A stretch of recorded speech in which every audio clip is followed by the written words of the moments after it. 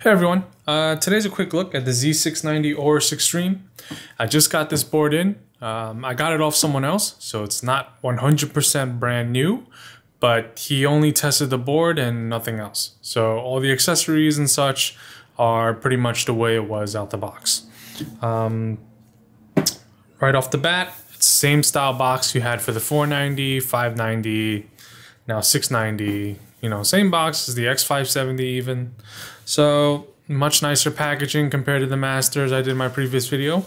You can see you get the board. Move on. We'll come back to this part. And let's just take a look at what you get in the box here.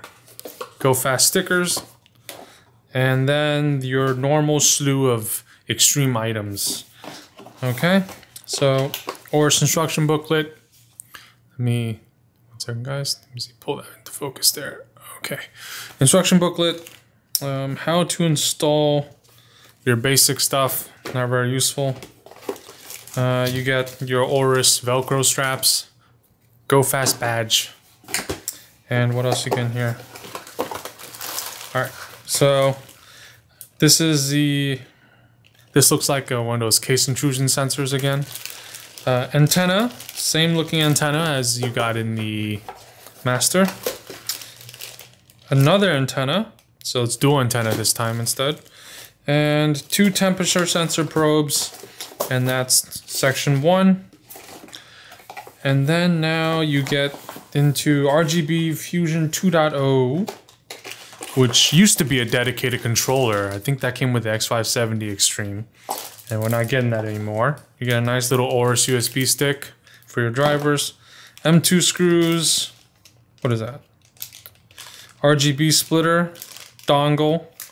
This is one of those adapters from the board to the RGB. I'm gonna get to the adapters in a second. What's this? Okay, another adapter to RGB again. So 2 of those. Wait, no, I swear this adapter goes onto that box, but there's no box. It might go into the board now. I have to check, but. You get SATA cables. I like these SATA cables. They're braided. They're nicer than the Asus ones. Other than that, that's all you get in here. So I don't touch most of this stuff ever. So I tend to just leave it in the box because whenever I tend to keep all the Asus boards because I collect Asus boards. But for Aorus boards, I'll be honest, once I stop using them, I get rid of them. And I'm gonna come back to this thing right here in a second. So you get the Usbc Dac. I don't know how well this thing works. I've never tried it. I've never even touched one of these things. When I get the boards, it comes with it. I don't think anybody really uses it. I mean, maybe is it Usbc Dac? It's a C Dac, right? Okay. So if you have a cell phone, I guess you can try it. Not an iPhone, obviously, but you know. Let's see what else you get here. Dongles. This is the lovely front panel dongle, and this is the lovely USB 2 dongle. I said in the other video how I feel about dongles, and yeah. Well, and here's the front panel connector. Okay, so we know what's in here. So let me close this box, and then we'll come back to this huge section just for this plastic cover. All right, let's get into what this is. This is, if you can see, let me bring it into focus here. All right, okay. So you can see there's a little bit of LED cabling here. There's an LED that runs behind this panel, all right, and it lights up. And this essentially covers the low profile RAM you would have, and it attaches onto the board. I'll show you in a second where it goes.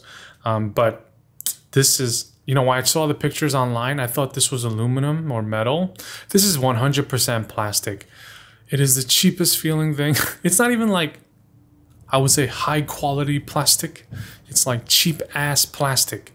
And on a $900 board, this is what they were kind of marketing, and they're like, oh my God, so amazing, cover your RAM, and you get this cheap crap.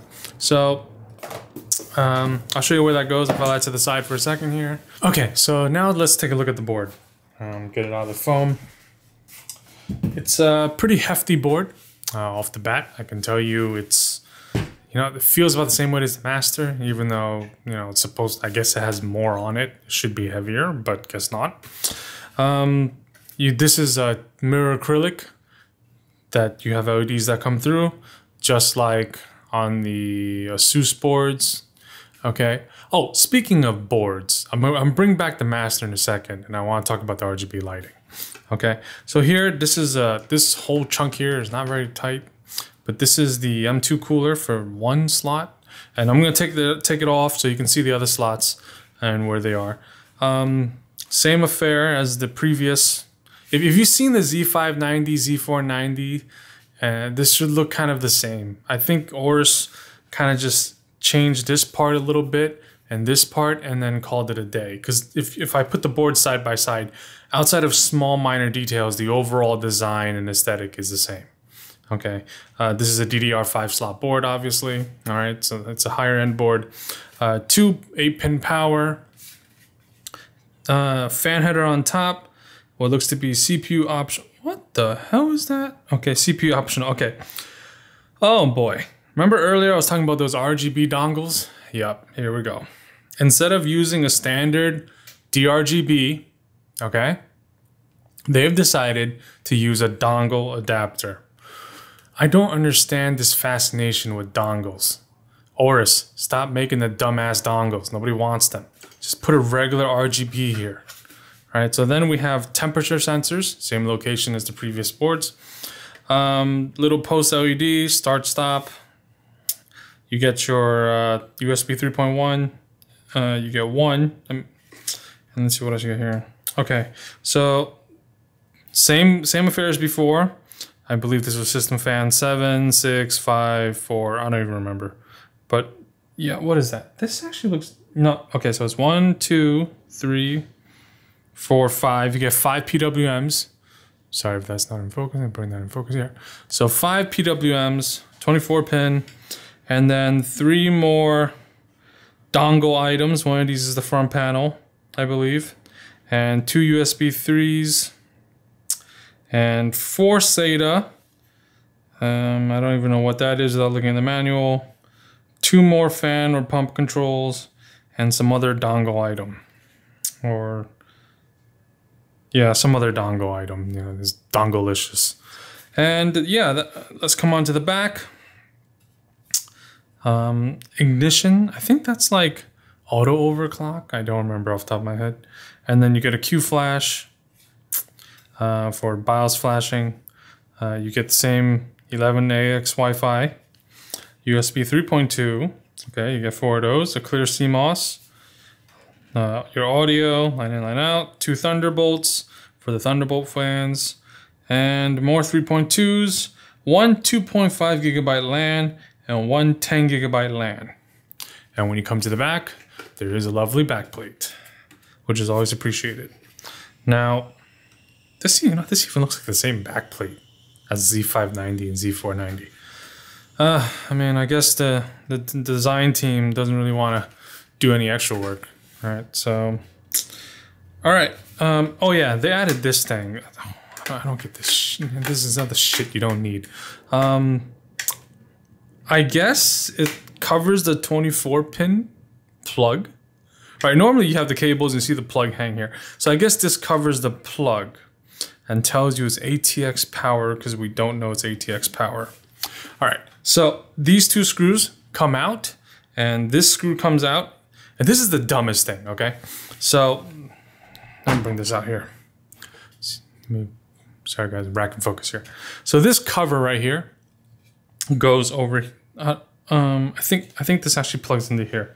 So this might be for, it might kill your RGB dongle-ness. So that plugs into here, and this kind of lays onto here like that. And this lights up, this lights up. I'm gonna light the board up. And that whole spiel is your amazing armor, memory armor, as they call it.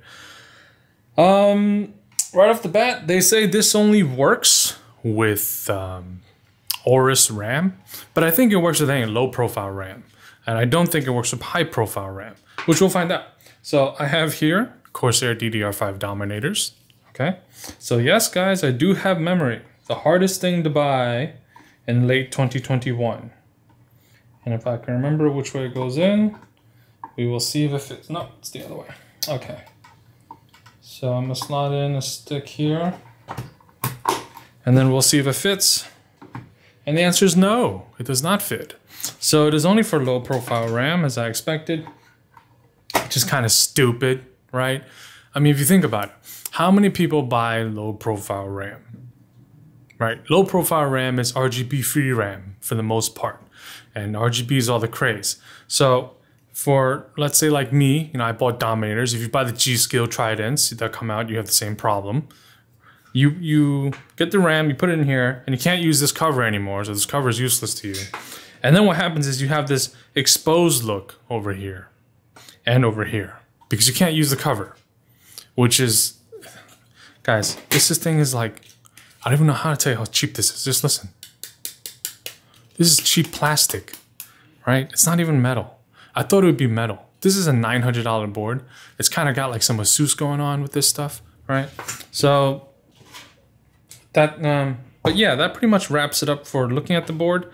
Okay, on a previous video, I said the master doesn't light up, and I was wrong.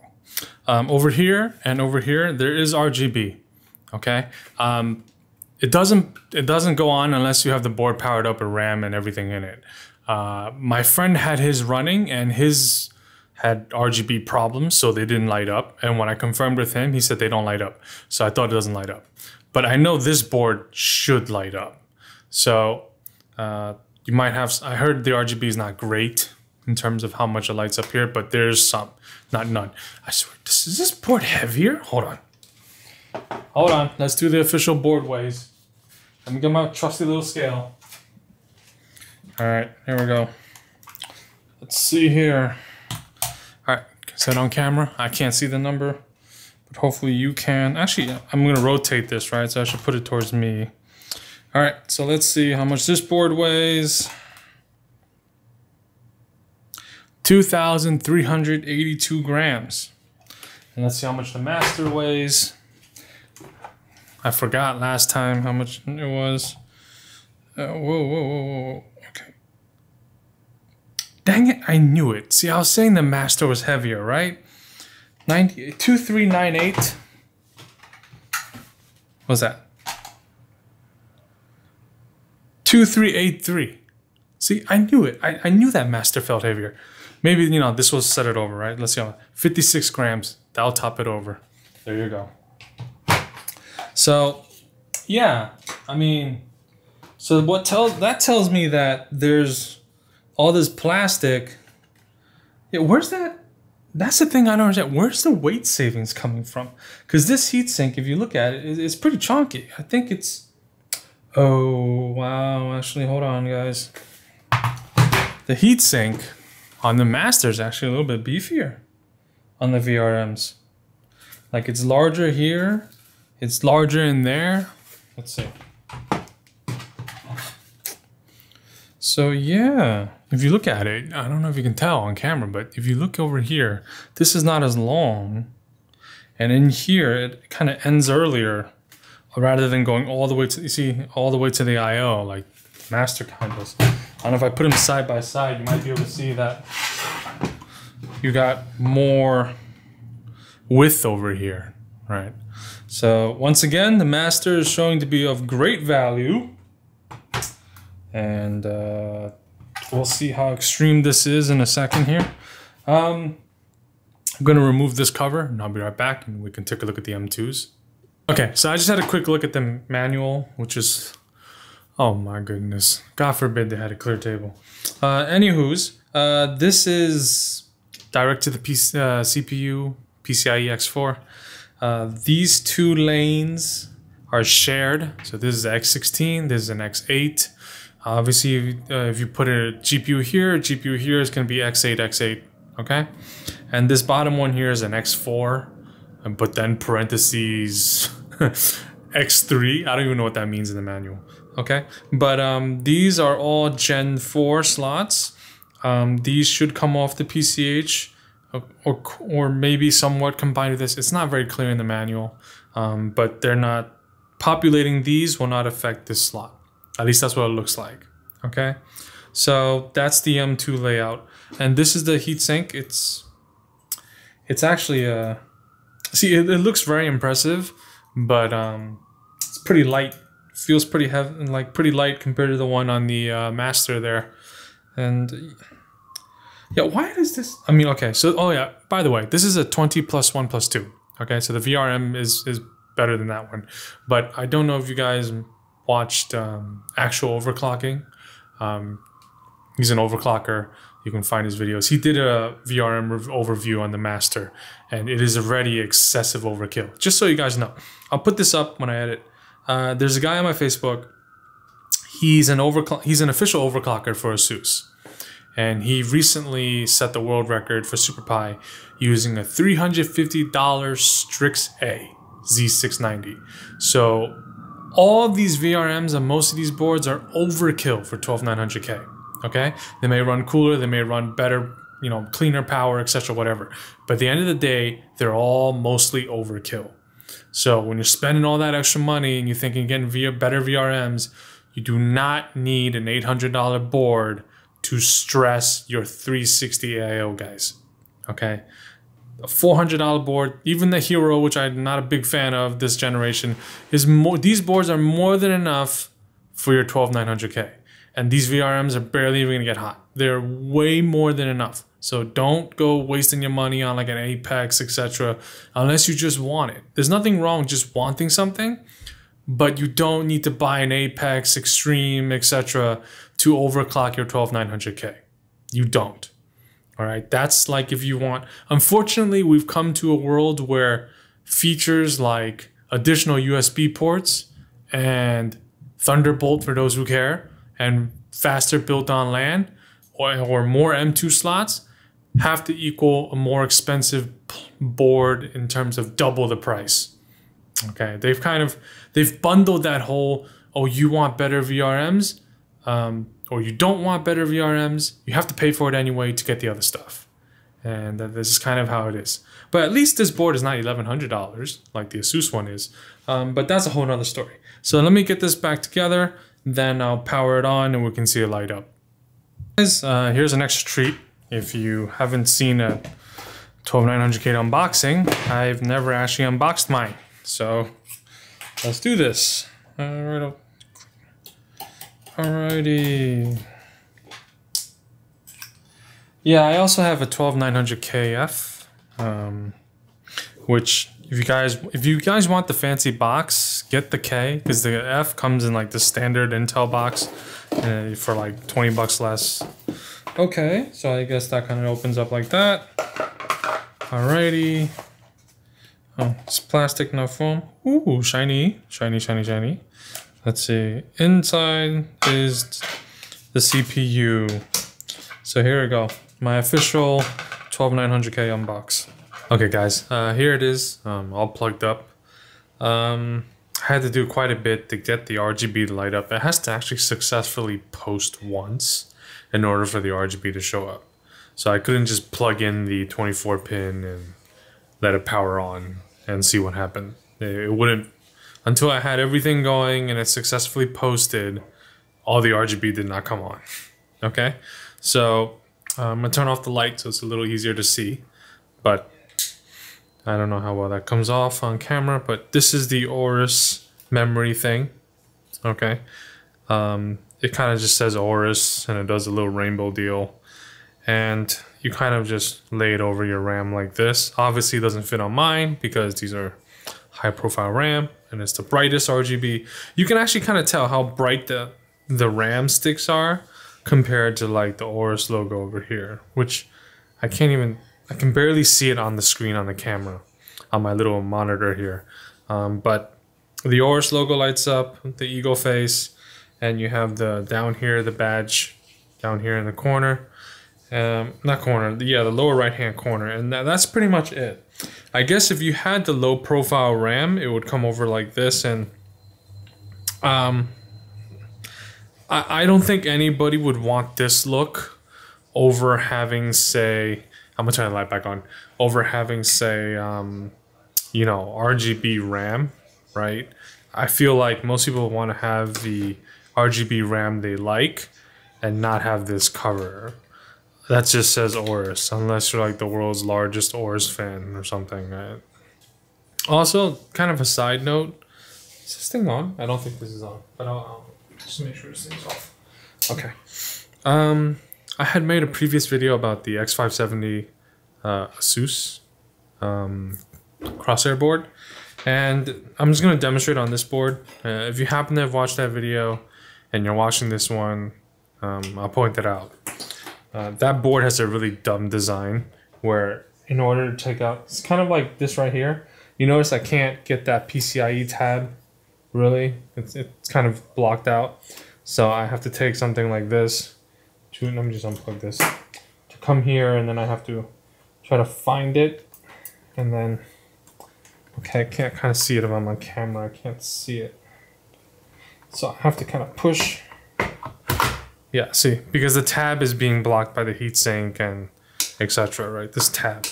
Now, I took this out fairly easily, but on the Asus X570 Xtreme and on the new Z690 Xtreme, they have the same problem, where the tab is covered. This tab here is covered by the GPU, which is big enough to cover it, and then you have the M2 that comes across over here. And you can't get this anymore unless you have something like a thin, like a little spludger here that I have. This is a vinyl tool, but you know, you need like something thin and firm to push on it. And that's not a big deal unless you have an active backplate. So I had somebody with an active backplate on the X570 Xtreme, and this would be the same scenario for the newer boards. If if they have a popper, it's not a big deal. But let's say I had the active backplate on, what would happen is it would come up to here, like on a Strix, and you wouldn't even be able to push on that tab with a thin thing anymore if you have a high M2 heatsink, like this one. Speaking of which, you're not going to be able to use an active backplate on this board, unless you don't use this thing, right? Because this is so close to the PCIe slot and so darn tall that you're not going to have an active backplate space whatsoever. Okay? That's another stupid design. Why does this have like the largest tall heatsink? I don't get it. I think they're trying to match this thing here, and it is what it is. I think a lot of designs when it comes to Aorus, they're like thought about it halfway, and then was like, okay, you know what, we're done thinking for today, and they never get back to the drawing board. So yeah, that pretty much wraps it up for this board. I would say, to be honest, this is I mean, like I said earlier, the VRMs, they're all great, so you don't have to spend this kind of money to get something. I don't think this board is worth $900 either, right? But yeah, it's. I think the Master actually looks like a better board. This is the same post LED they've had, for like years now, and I think for the price point, you should have like a mini OLED like the Asus does. I mean, granted, the Asus jacked up the price, but on the Formula, they have like a mini OLED, right? So I think Aorus can come with a mini OLED. I mean, they have it on the Master and the Xtreme GPUs already, so why not add it to the motherboards? And that might be the next step. It seems like, the fact that this looks just like the Z490 almost, and the Z590 and the Z690, kind of makes me feel like they're trying to play this look out until like the next generation of something, and then at that point they'll change the look. But yeah, don't spend the money. I mean, I as much as you may like a brand, even for me, like I really like Asus. I can't tell you that it's a good idea to go out and spend that much money on a mainstream motherboard when you probably don't need to, unless you have a lot of connectivity requirements like Thunderbolt. You're not. What you're doing is, I'm guilty of this too. I know this is very hypocritical, but what you're doing is you're supporting the pricing that they put. Because the more folks, I see plenty of Facebook posts or people buying the Heroes for $600, And all you're doing is telling ASUS, hey, you know what? I can pay $600 for this. So you know what? Next year, why don't you charge me a little bit more because of inflation? All right? So stuff like that. You know, you're just helping them push the price. And they're very keen on that. So when they talk about pricing, they'll go, oh, you know what? We have this lower tier product called the Strix A, or we have this lower tier product called the Aorus Elite. And, you know, that's for more of our $300 customer, $400 customer. Well, that's kind of like me saying, you know what? I'm going to move my $200 product up to the $400 category, and then I'll move my $400 product up to the $600 category. And as long as people keep buying it and people keep supporting it, it's going to continue to happen. Now, this hobby has become, you know, everybody wants more people to be in this space. The more people that are in this space, the more this hobby survives, right? So if you look at, you know, tech press, I mean, you look at all the articles that are coming out these days, you know, they're all clickbait. Most of them are all clickbait because they need to generate revenue. There's no money in this space as a tech reviewer, all right? So it kind of all feels like, you know, these companies, I understand they have a shortage, but they're all going to charge what they can if they can get away with it. The more they can get away with, the more they'll do. It's common sense. It's business, right? If I can make more money off you, I 100% I'm going to do it. Okay? It's the same concept. So don't, I mean, this is, you have to understand, this is hardware, right? It kind of depreciates the moment you own it. It doesn't appreciate at any point, unless you got a graphics card for cheap and you're like into the whole flipping thing, which I'm not going to judge you for because it's your money. You do what you want. But, you know, $800 motherboard today, that doesn't do much more for you than a $400 one. Isn't worth more at the end of the day. All right, it's still, by the time the next thing comes out, it's still like you just eating more loss than you would to begin with. So buy what you need, not what you want. And by doing that, you can get some of the things that you really, really want, right? And buy things that change your experience. So if you're on Z590, X570, Z490, upgrading to DDR5, which is extremely expensive right now. I got extremely lucky with getting these sticks. I can't think of, you know, I personally would not let myself be scalped to get these sticks. Like there are people selling these sticks for like $800 for two, which is even $1,000, which is completely fucking ridiculous. But like, instead of taking that money to upgrade to a CPU that you don't need, I mean, let's be honest, most of us aren't professional gamers. We don't play at 200 FPS, so we don't need amazing 1080p performance, right? Most of us, you know, if we had 175 FPS versus 300 FPS at 1080, we'd just be getting killed and seeing more frames of us being killed. All right, that's pretty much it.